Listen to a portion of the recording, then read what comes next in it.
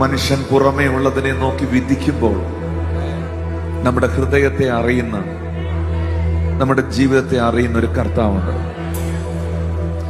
ഇന്ന് ഈ ആരാധനാലയത്തിൽ നിൽക്കുന്ന ഒത്തിരി ജീവിതങ്ങൾ ബ്രോക്കൺ ആണ്. അവരുടെ മുമ്പിൽ ഒത്തിരി പ്രതിസന്ധികളുണ്ട്. ഞാനൊരു സത്യം നിങ്ങളോട് പറയാം. യേശു കർത്താവ് പറഞ്ഞൊരു വാക്കുണ്ട് മക്കളെ, എന്റെ പിതാവ് എന്നെ എങ്ങും ഏകനായി വിട്ടിട്ടില്ല.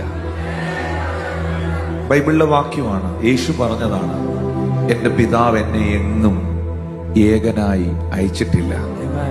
നമ്മളൊക്കെ ചിലപ്പോൾ ഒറ്റപ്പെട്ടെന്ന് തോന്നും, കൈവിട്ടെന്ന് തോന്നും.